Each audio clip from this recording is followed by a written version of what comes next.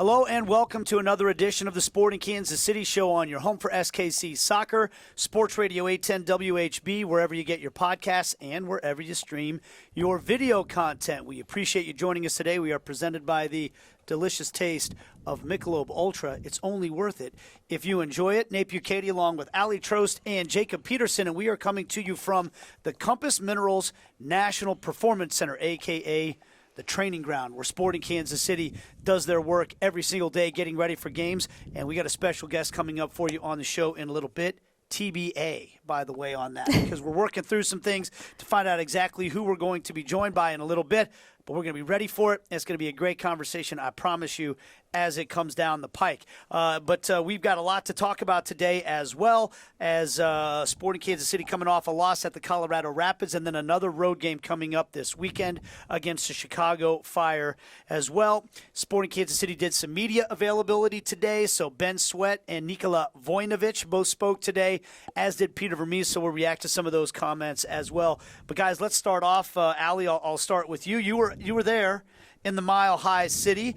First of all, how are you? I'm great. I mean, I've been better. The guy behind the camera right now helping us out with the show was also helping me out with a flat tire earlier today. So, Jawan, shout out to you. You deserve that. But no, I'm doing well. Excited to get back on the road this weekend after a disappointing loss. But yeah, it was one of those games where it's just kind of one you want to put in the rearview mirror and move on from it, and Sporting's got a good opportunity this upcoming weekend. So shout out Juwan, by the way, with the assist of the day so far. Really changing wise. The tire, filming the show, doing incredible things. The team game, Jacob Peterson was with me at the studio here in Kansas City calling the game. Jacob, how are you? Tires all good? You got all four tires and everything? Yeah, knock on wood. Tires are good. I'm glad to be here. I think it's a good week to kind of get back on track. So we spent a lot of time talking about it, and we'll start with this first game. Colorado Rapids 2, Sporting Kansas City 0. I know you always go back and rewatch the games and see how it looked to you at first blush, and then what you saw when you went back and watched. Anything in particular stand out to you about this game that you take away from it? Well, I think it's, as Ali mentioned, it's one of those games where you're going to have some performances throughout the year. I think Peter Vermees even has said it. Team didn't play their best, and that's going to happen. And especially given the circumstances of missing so many players and going to a very difficult place at altitude against a very good defensive team, especially under Robin Fraser. They're so organized, and they just have those players that are going to fight, are going to battle, and it's hard to break them down, especially when you're missing players like Sporting were with Daniel Shallowy, obviously, Kyrie Shelton, Gotti Kinda, obviously Alan Polito, which he's going to be out the whole season. But, when you're missing those guys and you're plugging in new players, it's difficult. And, again, I've told you guys this. I am not worried about this team creating chances and scoring goals. They were one of the highest scoring teams last season, and they're returning basically all the same guys. Just right now, some of those guys aren't healthy. And actually the pieces that they did bring in, I think are really good pieces. I think Jonas had a good showing in that game, individually at least. You could see him when he's on the ball. He's special. He's dangerous. He takes people on.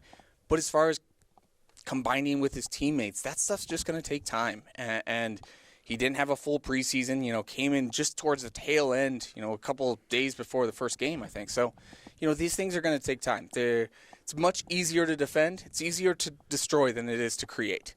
And that in the attack is going to take time. So I'm not worried about it. Of course, the timing, I wish it wasn't at the start of the season. But, again, I'm not worried about this team long term. Jacob Thanos Peterson. I mean, that was very deep, and I think it relates to the universe, not just soccer. Easier to destroy than it is to create. I like that. I'm going to remember that. And you know what? I probably should have heard that phrase before, but I do like it. Ali, you spoke. You did on our pregame show our Nissan keys to victory and our keys to the match, and you're going to have to help me with the third one, but I remember off the top of my head that one was set-piece defending, one was limiting opportunities on the counterattack. That's how the two goals came. What was the third one? Do you remember what the third one was? Movement from the wingers up top. And, I think that was something that like Giannis and Johnny Russell were really trying to do. But like you said, Jacob, this Colorado team defensively, especially at home, is just so hard to break down. And even that movement, and when you then factor in as well the lack of continuity with the guys up top, and not just, the front three, but even in the midfield as well. Like, these guys haven't really played together that much. And Sporting did have a couple of opportunities where they seemed, really dangerous and could have easily put a goal or two away in that game, which would have, of course, changed the entire storyline here. But that was not the case in that game. Yeah, and sometimes, too, on the road and in games like that, you have to just be so clinical. And the field was not good. We could tell that, watching it live, but then talking to some of the guys and the coaching staff, it's not an excuse. Both teams had to play on the field, but one time, pretty early on in the second half, Zeus played a great ball over the top to Johnny, and it just wouldn't settle for him on that field. And maybe that's at home, that's at Children's Mercy Park, where the field is always perfect. Yeah. I would expect Johnny to take a good first touch, and then if he scores that, then we could be singing a whole different tune here. So you have to be clinical in those moments. I think another bright spot was Cam Duke. I thought Cam Duke had some good moments as he came into that game, about the 25th minute or so for Felipe. And I think after that, really, when he came into the game, Sporting were the better team to close out that first half. And I think the halftime whistle actually came at a good time for the Rapids, because then they could settle back down. And then Colorado started the second half pretty well, and that's when they got their set piece goal. So it's just about those moments, those little moments on a bad field when you're up against it, a good team with injuries, and for Sporting just in this game, it just didn't fall for them. Well, a quick note about the field, and we had some technical issues. Otherwise, I probably could have gotten this in the first half when it was maybe a bit more relevant. But Robin Fraser apparently very unhappy with the field conditions. I talked to a lot of people around the Rapids staff and media, and just said that he has made numerous comments about how difficult the pitch is, not just, of course, for visitors, as we saw with Sporting, but for them as well. It's not the standard that any coach, coaches kind of have this thing with the field, right? It's their baby. They go out, they survey the area. Peter Vermees always goes out to CMP to check the conditions, and, they have a fantastic grounds crew. But, in Colorado, just with the weather recently, that field was frozen when Atlanta was in town. So parts of the field were rock solid because it was so cold, and then it's just really hard to get the pitch at the level that these teams and these coaches would ideally like it to be at when you're dealing with such changes in weather, because it was warmer in Colorado, you guys, than it was even in Kansas City for that game, which is pretty shocking because that's usually not the case. Well, ask Carlos Heel about conditions, and field conditions, right? So, or don't. I don't know. I couldn't send you guys that quote fast enough when I saw him speaking to the media afterwards. Amazing. In that game. But, hey, look, Sporting Kansas City's also invested heavily in things like grow lights that are not cheap whatsoever. And it's hard to grow grass in the Midwest in early spring. And really hasn't really even been spring yet here or in Colorado. And there's a reason that the field looks so good here. It's an investment. It's not easy to do, but it's a priority here, and that just goes in line with the other things you see at Sporting Kansas City. But I want to go back to the point you made about about Cam Duke, Jacob, in that when he came into the game, even before the good sequences, he had the shot that went over the bar in the first half. He had that great driving run in the second half with the nutmeg and created a chance for himself. You and I both noticed right when he came into the game that there was a commitment in the tackle, and he was winning the ball in the midfield. And speaking with Peter Vermees earlier today, we're recording this on a Tuesday. Well, first it was Ben Sweat. I asked him what his takeaway was from where the team is 3 games into the season, and he said we've got to be more physical. We, as a team, we're getting bullied a little bit off the ball, and Peter has let us know about that. He doesn't like it. So I asked Peter about it, and I said, is that something that can change quickly from one game to the next? Because some of the things we're talking about that is a problem for the team right now, they're just going to have to sort themselves out over time, like injuries. You can't just solve those with the snap of a finger, or the chemistry of the players. They're going to have to grow that over time. But is physicality and intention something that you can change just from one game to the next? And I loved Peter's answer because it was so classic Peter. He said, I'm paraphrasing, well, as a player myself, I would, as a former player myself, I would tell you, yes, it can be. And it's basically, we got bullied in that game against Colorado, and it's up to those guys in the locker room as to whether or not they're okay with that. That was the way he put it. And I see the look on your face because you probably had those conversations with Peter as a player before. Tell me what it's like when he decides to manage the team from that standpoint. Well, I think for me is I'm sure there were games where I didn't have that to the fullest, but that's one thing that I thought I always had. Right. Because I didn't have the talent of some of the other players. But it was always I had a coach, Steve Guppy, who's now the assistant in Nashville under Gary Smith. He would always say, and we kind of got to a point where, all right, Guppy, we get it, but it was you outwork them first and then you outplay them. And it was, if you don't come with that, I'm going to battle you, I'm going to be physical, there's a loose ball over there, I'm going to outwork you for that ball. If you don't come with that first, it doesn't matter how good you can play. Yeah, you can play, but if you don't have that first, that is the fundamental part about winning a soccer game, is do you have that ability to compete? And you know that all those players in the locker room have it because we've seen that before, right? Yeah. So I think that it can change from game to game. You're going to have games where it's just not your day, and it's a long season. We've talked about that. But I have no doubt that Peter talking to these guys, and that's kind of being the central theme, and hey, we got a lot of guys out injured. Hey, we're going to galvanize the group. We're going to get together. We're going to be hard to break down. We're not going to give anything away. If they do that, then I only see this team getting better, and it's something that you can just build on because you can always revert back to that. We are going to outwork you. What goes into that, though, Jacob? Like, for a team, if you go in and it's just not your game. Like, is it a combination of, okay, this team's dealing with a lot of injuries, you've got different moving parts happening, you're going into a tough place, there's altitude, you're kind of mentally going into it knowing that it's a tough place to play? Like, what are the things that go into maybe influencing maybe a team's mindset as they don't come out that way? Well, I always love going into those type of places because those are the type of places where, playing on the road, it's easier to play at home, right? Everybody knows that. But when you go on the road, it's not so much about playing great soccer. So maybe that's why, because I couldn't play that great soccer. I could just play hey, I'm going to smash you, I'm going to get in. Maybe that's why I kind of like going on the road some games, where it's just we are going to defend and then we are going to be clinical and efficient when we attack.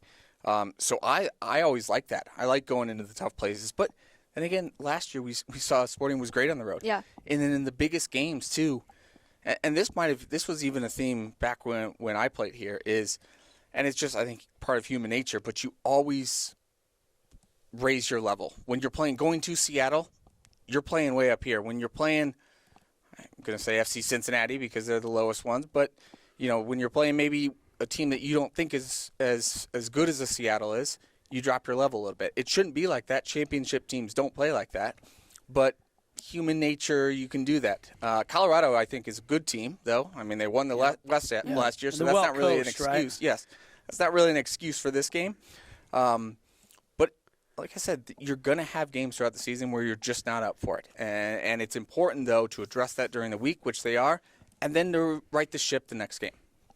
I would add in the fact we spoke a lot about the newcomers to the team and the challenges that go along with developing chemistry, understanding the system, understanding your teammates so that you can play that free-flowing style. And I think we could see that with guys like Johnny's and Vojinovic and Ndembe, they're starting to make those connections, and those things should only grow over time. And you tell me if I'm wrong on this, Jacob, but I do feel like there's also, when you're a newcomer here or to one of those places that you've talked about in the past, you're also learning what it's about here. Like that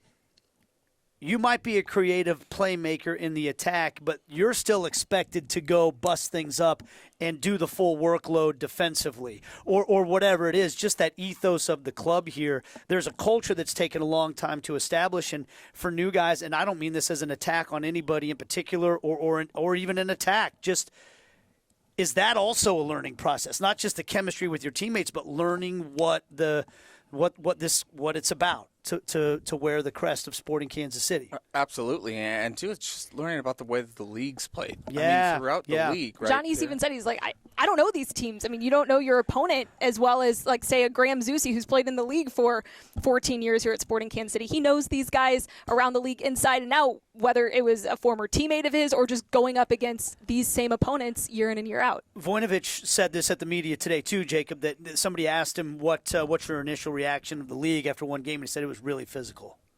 And especially that game, right? Yeah. I mean, he was playing against Bukaty, who's a big physical guy. Austin Trusty's a big physical guy. You know, you've got to imagine for those guys going into it, they know that he just arrived a couple days ago, right? They know that this is not just his first game; it's his first couple days in the United States. Like, I mean, that's got to be part of a game plan. No doubt about that.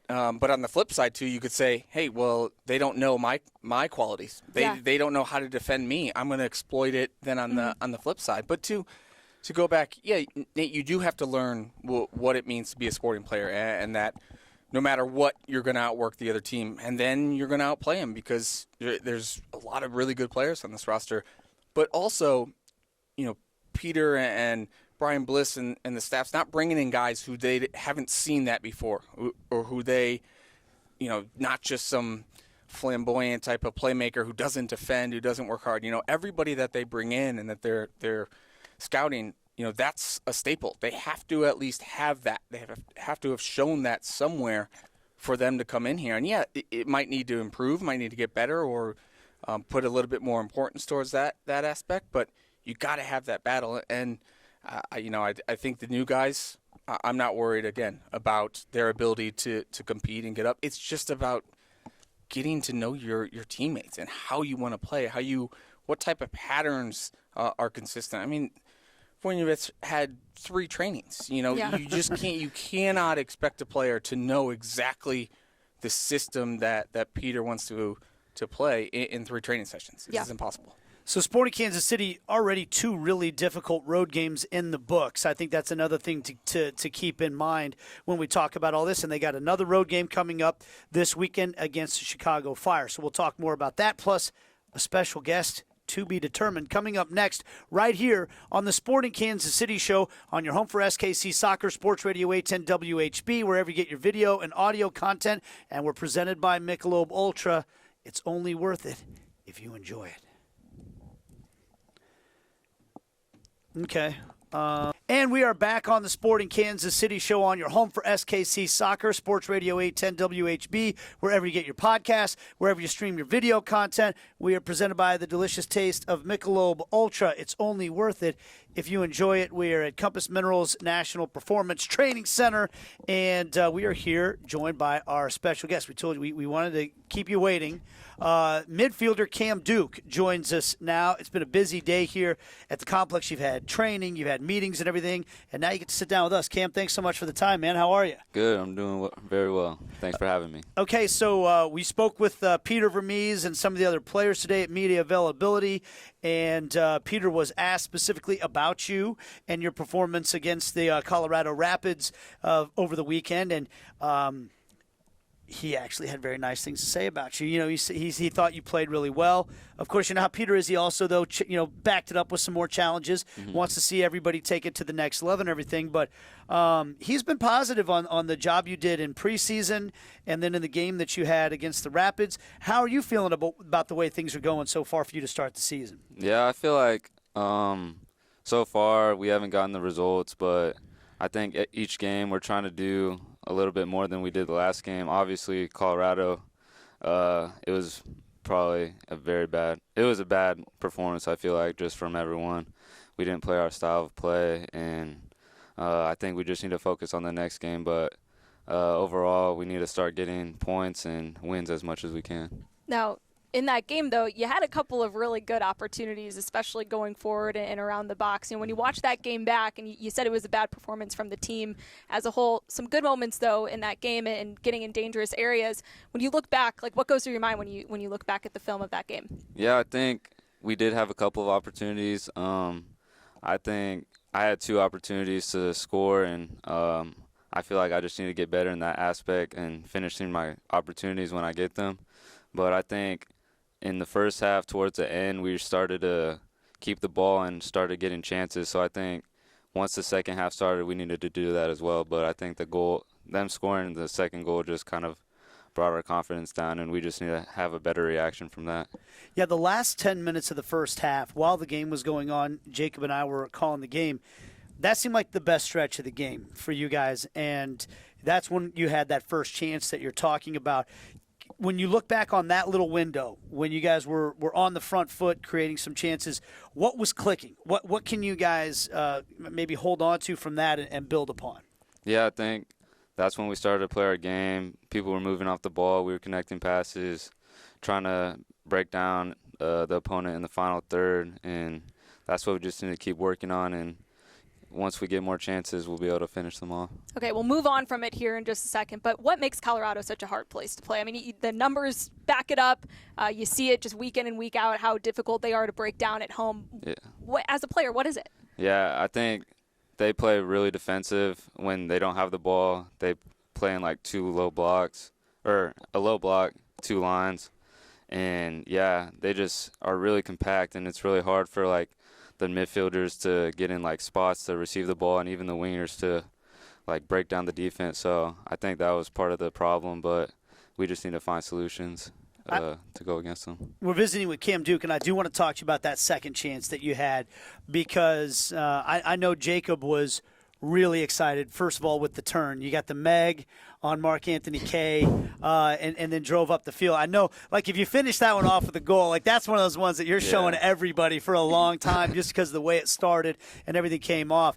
And I, as a person who like, cannot nutmeg anybody, like, even in the office when they're not paying attention, I'm always, like, impressed when people can do that on a soccer field against somebody, especially the caliber of him. Mm-hmm. But then I always wonder in the back of my mind, was that on purpose? Did they do that on purpose? Or did it just work out? Because I could never do it on purpose. Can you take me back through that moment, what you saw, and what you remember about it? Yeah, so obviously I try to turn and go at the defense whenever I can, and in that moment I got the ball. I felt pressure, like, immediately, so I tried to, like, cut it back to get around him, and luckily I was able to get around him. And at that point, I just dribbled at the defense, and I remember Austin Trusty, he wouldn't, like, step, because I'll wait for a defender to step to, like, do something like pass it off, but he didn't step at all, so I just took a touch kind of by him and just took my opportunity there. Okay, so you make it sound pretty simple there like that.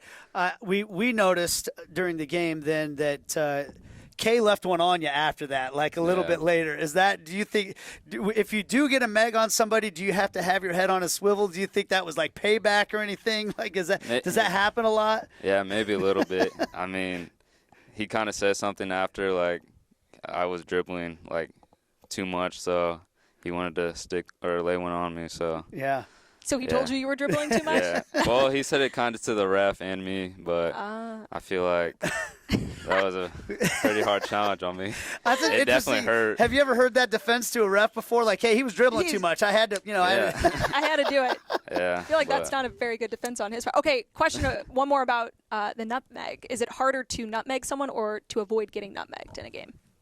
I think probably, like, nutmegging someone. Yeah. I feel like, even though I feel like I'll get nutmegged every once in a while, just because I don't know. Commentators curse like this weekend. If you keep your legs closed, then you will never get nutmegged. So that's fair. It seems like a hard way to run, though.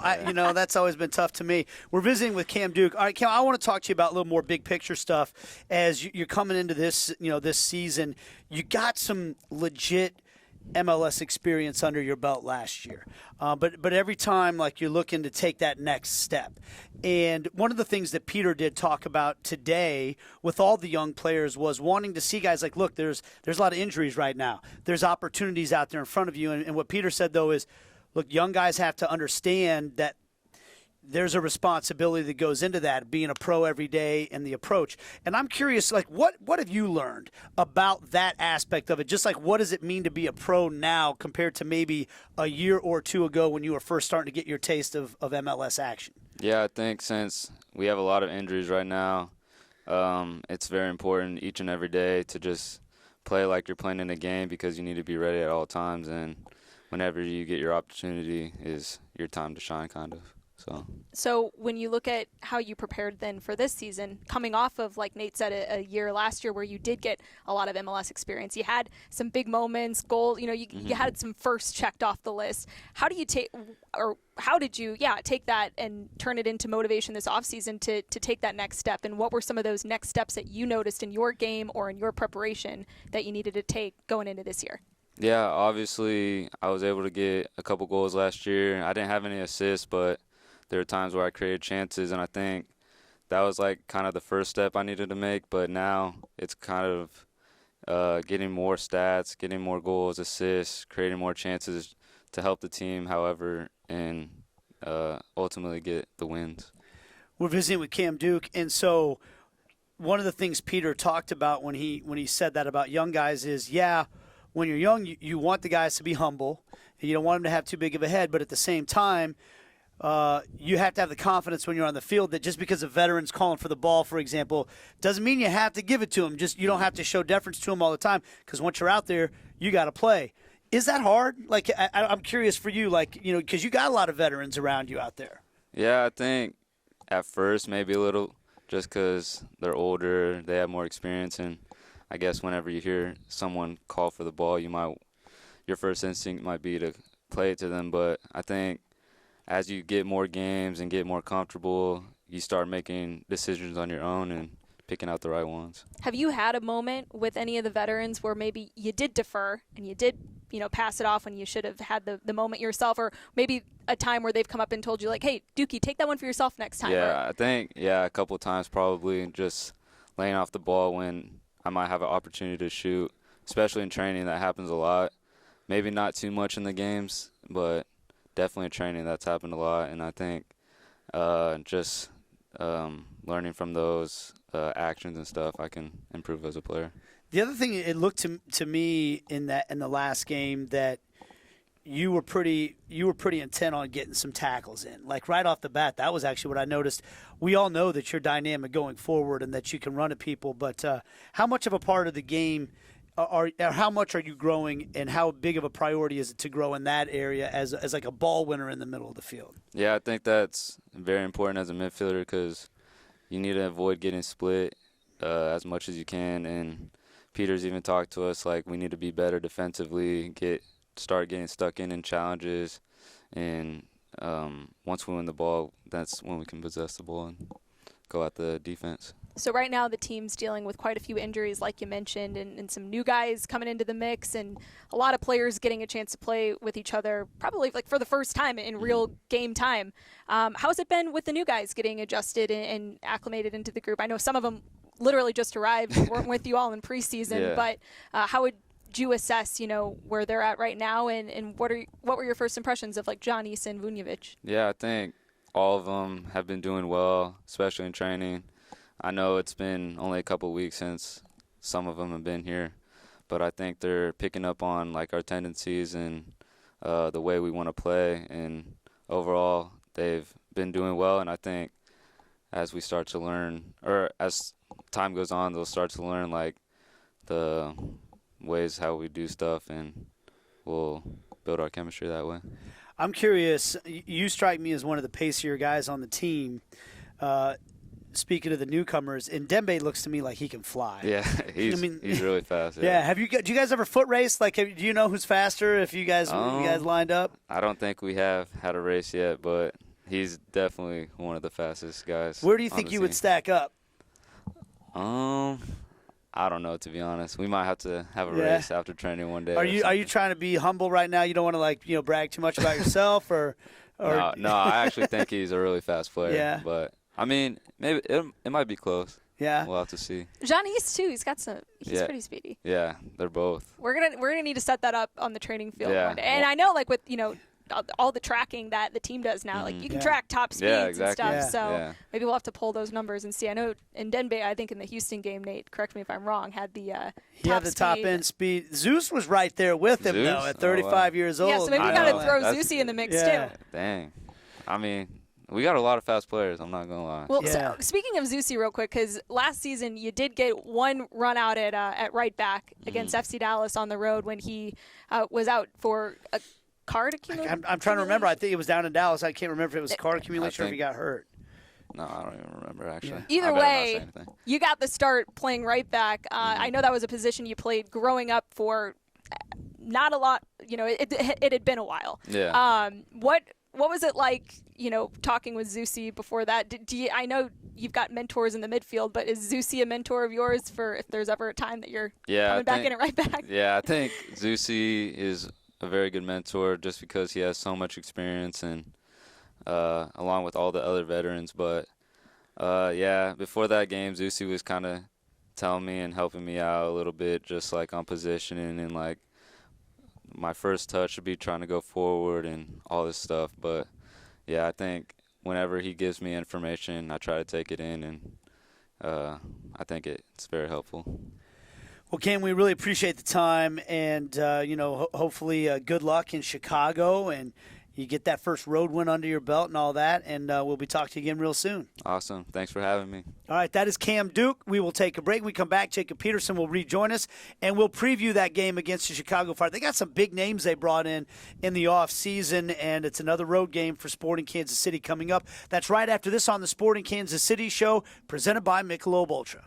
And we're back to wrap things up on this edition of the Sporting Kansas City Show on your home for SKC Soccer, Sports Radio 810 WHB, wherever you get your podcasts, wherever you stream your video content, presented by Michelob Ultra. It's only worth it if you enjoy it. And I say wrap it up, but we've got actually a nice long window here to preview this next game for Sporting Kansas City against the Chicago Fire and also react to the conversation we just had with Cam Duke, who we appreciate for joining us on the show as Jacob rejoins us. Jacob, I know you felt like Cam was a real bright spot in the game against the Colorado Rapids. You listened in on our interview that we just had with him. Your thoughts on where Cam is now and maybe where he can go through the course of this season?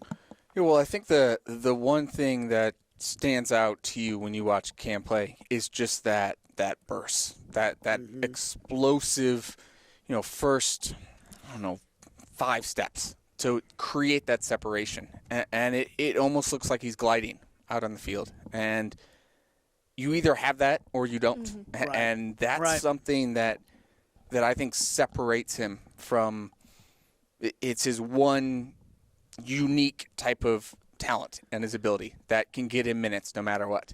As he said, there's other things that as you get older, you learn more about the system and – the defensive responsibilities and all that, which I think he's coming along. I mean, this first action of the game when he came in was ball turned over. Immediately, Cam, he's in an advanced position, immediately tucks back in and wins the ball and intercepts the ball and then keeps possession for the team. And it's those type of moments, that quick recognition, because he is so fast and he's got that burst. If he just recognizes that early, which he is starting to, then the defensive side will come. But that it's going to take time. You're not going to be Roger Espinoza knowing exactly how to shut down passing lanes and all of that stuff. But I really like watching him play, and I'm really excited about what his future is, because if he continues to work on his game and not just the defensive things, but work on your strengths too. Work on taking guys one-on-one. Work on his finishing. Although I thought both of his left-footed shots were really good. I mean, the first one, the ball that Logan cut back to him. Yeah. That one, I don't know if it was going in, but it was on target. Austin Trusty just happened to head it out for a corner kick. And then the other one, he struck that ball really well, went through it with his left, and just went over the bar. So, I mean, I think he's got a big future. I really do, because he's got that ability in the midfield to coast past guys. And then it's just about getting in those positions enough to then, when lay it off, or do I shoot myself? But I really think there are big things ahead for Cam. Well, and as he keeps building that confidence, I think you're going to see him in more of those situations. If he can get himself in those spots, which he's proven that he can going forward, you give him those 2 shots back, maybe one more time each, and he might score one of them. I mean, I think the technique was there. They weren't, like you said, they were on target. They were really good, chances by him. And that's what he just told us in his interview. Like, he wants to score more. He wants to assist more. He had a couple goals last season. He knows what it takes. He's been in those moments before. And I think if him and, Remy Voltaire, another player who in the midfield wants to get on the stat sheet more. If those guys can step up and do that this year, Sporting's going to have goals coming from a lot of different areas if you see the same level of production from the wingers that we saw last year. Yeah, and what I really liked in his answer there was, I mean, that run, he made that look, and he talked about it just so nonchalantly. Yeah. Like, he's set up, he's checking his shoulder, whether, obviously gets the mag, but then he drives at him, and he puts Austin Trusty in a difficult spot. Do I step? Do I drop? Mm-hmm. And he just continued that. And then the strike was great, and yet he still said, I have to maybe do a little bit better on that play. That's the thing I like to see, though. He could have just said, yeah, I was pretty good there. Yeah, you unlucky. See that, guys? Yeah. But, yeah. That was really good. He really undersold that. So I like to see that, though, from a young player, because that means that they're always trying to get better and always trying to improve. So, Peter, I've referenced a few times what he had to say to the media today, and it was one of those this was, to me, Peter Vermees challenging the toughness of his team, challenging the commitment of his team, and he's, to me, one of the greatest coaches I've ever seen at playing that emotional fiddle, so to speak. To me, I put Bill Self is in this area one of the guys that I think is incredible at doing that as well, and I put Peter right in that category. And there was a real theme. He kept getting asked questions today about young guys and opportunities with all these injured players, and he kept underscoring these guys need to understand the opportunity that's in front of them. And one of the things that he said was if you're a young guy, you hope for opportunities like this, but what you need to understand is your mentality should be, I'm going to slam the door shut on that other guy, and he's going to have a tough time getting back in the lineup when he comes back because I'm going to take this job over. And you guys know that I've been working on these presentations I want to do as inspirational speaking type things. And one of the themes that I really want to talk about is recognizing your moment in life, because windows open up and windows close, and they present themselves to you at certain points in your life. And I watch sometimes with people that either just don't seem to realize it and don't seem to realize this is it right here. I need to make everything out of this chance right now. Versus there are people that seem to get it. They seem to see when those windows are open and burst through it. And I'm going to be curious to see what guys sees this opportunity right now, because this is when those moments happen, those can be the types of things that send your career in two different paths. Yeah, 100%. I'm not going to speak as eloquently as you did on that, but yeah, it's up to the players, and it's up to which one of those. How many stories in sports are there? Hey, Tom Brady, starting quarterback, Drew Bledsoe, franchise player, gets injured, steps in, Tom Brady, and here we are. 25 years later, and he's still back at it. So, well, he's not letting that window close. He's been holding that window open actually, for you know 20 what? I'm years. going to break that window that I actually just did close because 2 months, at home living the normal life was just not it for Tom Brady. But I asked Peter the other week, just when you look at the injuries that this team's dealing with, and injuries in very important positions to very important players on this team over the last couple of seasons, and I asked him, do you get the sense that these young guys kind of understand the opportunity in front of them? With Bukaty Kinda out, now we have a possibly extended timeline there. Peter made it sound like in his media availability the other week that Bukaty Kinda could actually be a little bit longer getting back to the field. Originally, I think we were supposed to see him maybe get back in April or so. That could be even longer. Uri Rosell now hurt. He's working his way back. You've got Kyrie Shelton, who was out the last game, Daniel Shallowy out the last game. This team's dealing with injuries, but you've got a lot of young players who play in those positions, and Peter's like, what, I can't really answer that. That's up to them. And I think the theme has been he is putting that pressure. He's trying to maybe get that message across. Hey guys, here it is. It's yours for the taking. And how will they recognize and take advantage of that opportunity? There's an element of professionalism that comes into it too, Jacob, that I'm curious if you can speak to, because and again today Peter brought up specifically Gianluca Busio. And that was one of the things that did stand out. so much about Busio's game didn't stand out, really, right? Like, that's why I think you heard a lot of national people say, I don't really see it with Busio. It's like, well, you have to see him every day to really see it with Busio, because the thing that was incredible about him was there was like this element of professionalism at 16 years old of just coming and doing the job every single day. I don't know how rare that is. I don't know how normal that is. You went off to residency when you were that age. That's different than being a full-fledged pro. I don't know where it ranks in between, but how hard is it for guys to understand that concept of when you're a pro, it's every day. It's at this certain level every day, and how hard is it for guys to maybe how rare is it, I guess, for a guy like Busio to just seem to pick it up right away like that? Well, it's extremely rare. That I think Busio was special. He was special. I've told you this, just watching him in trainings. A guy that young to be that far along in his development, that if every player is doing that, then Sporting are going to be the best team in the league year after year. Right. But that's rare. So that shouldn't be. Yeah, maybe that could be the goal, but that shouldn't be what everybody's compared to, because he really was special. And it takes other people longer, and it takes some people. I mean, Busio was doing this at 16 years old, 17, 18. He was always big steps, and I've seen progress with the players right now. But that might be Cam Duke when he's 21 right now, or 22, or and it might be a little bit later, and that's okay, because it doesn't matter when it happens. Back in the day, I mean, Roger Espinoza played 4 years of college soccer and then came here and then developed and then went over, played in World Cups, dominated the Olympics, moved over, won an FA Cup, at 25, 26. So it all depends. But I do think that there's been progress, and with a lot of these young guys. Felipe Hernandez is another one.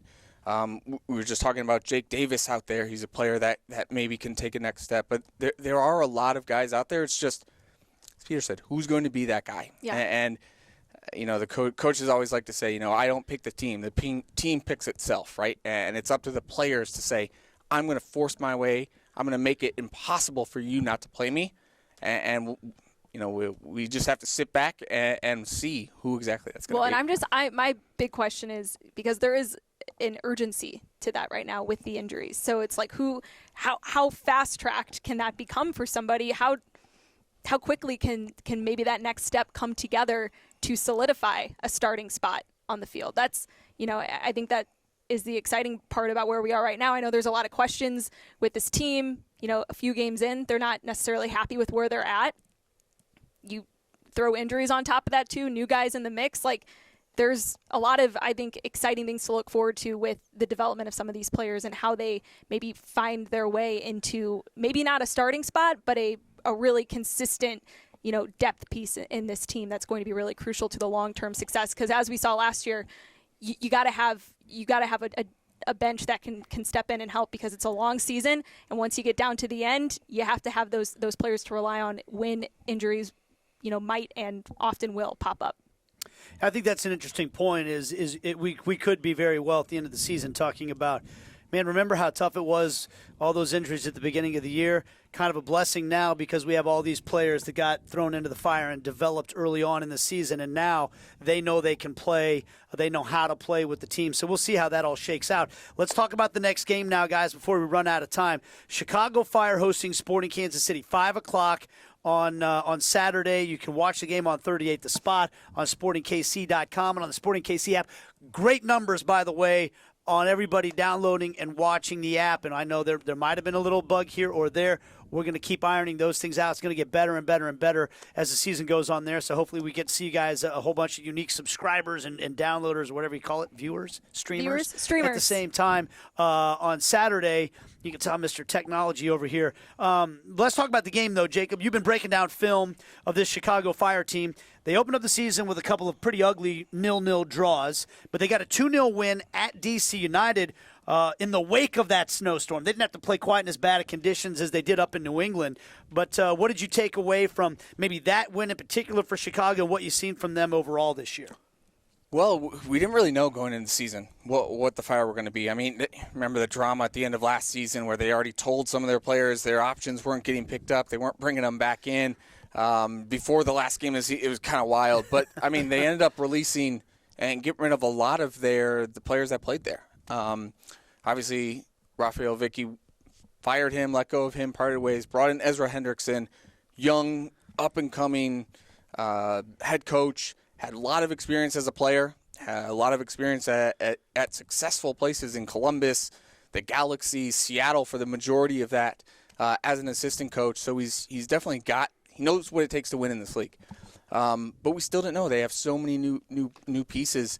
I think bringing in Shabilko up top from Philadelphia, maybe he's not going to score you 20 goals, but he's just a good soccer player. Works hard for the team, know what you're going to get for him. And guys, I told you before about Shaqiri coming in, and I was a little hesitant. I was like, man, I don't – just with his past attitude problems, and he's always kind of been in and out, kind of fighting with managers and everything. But in what I've seen, I have been very impressed with his work ethic and just the way that he's involved. He's not doing the Gonzalo Higuain where he's throwing up his arms at his teammates. Showing everybody up. He is invested. He's celebrating a lot when the team scores goals, which body language matters. And it seems like he is invested in this group. And he's still got talent. When he gets on the ball, he's always looking to play through balls, constantly looking to split the lines. And he's so good at it, and his weight on the ball is perfect. He set up their first goal. He didn't technically get an assist because Brad Smith for DC played it wrong, and it went to Ivanov who scored. But he's kind of the danger man, and you've got to latch on him. He always wants to get onto his left foot, and left-footed players, you say that all the time. Keep them right. But they're just so good at getting back onto the left foot.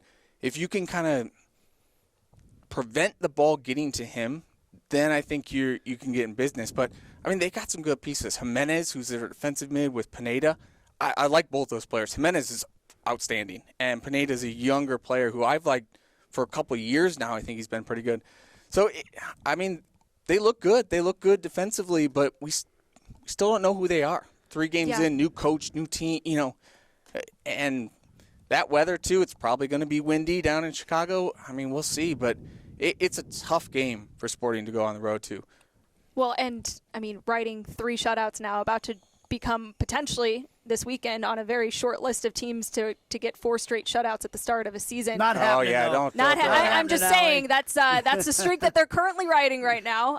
Not saying it's going to last, but that is where they're at currently. I mean, Jacob, when you look at defensively how they've played, what's it going to take for Sporting to break them down, especially as we've heard from Peter Vermees? That's kind of the part of the game that's going to take the most time, and especially if you're still missing some pieces. Yeah, that's going to be a difficult task, I think, to try to figure that out. They've been good defensively, haven't given up a whole lot, and honestly, they've been a little fortunate.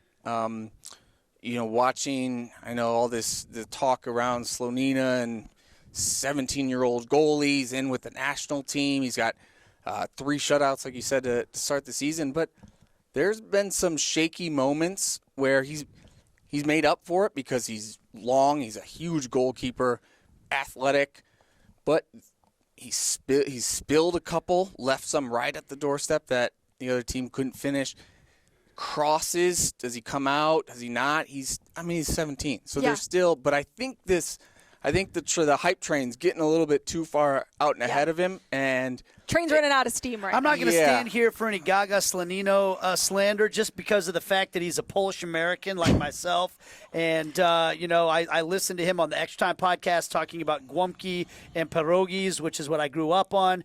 And Nate's pulling for that 4th shutout, I feel. Poland does not create much other than central strikers like Lewandowski and incredible goalies like Artur Boric, Lukasz Fabianski, and Wojciech Szczesny. So I like him, but he's only 17. You're right. I mean, they're getting people getting a little carried away. Getting carried away, which I get, but he's got 3 shutouts though. So maybe I should just shut up and we'll see. But I do think there's an opportunity there, I think, for Sporting. If they test him, if they get balls in, not good with his feet, they put him under pressure, and when the ball goes back to him. But the thing is, Chicago's been so good at limiting the other team to even get those chances, to overwhelm a young goalkeeper. They've protected him well, and he's made some highlight reel saves, and that's what people see around the league. Yeah. 17 years old, there's a lot of potential there, but Absolutely. it's potential. And, and 17's young for a position player, for a goalkeeper. It's really, really young. Baby. And, so we'll see where he goes from here.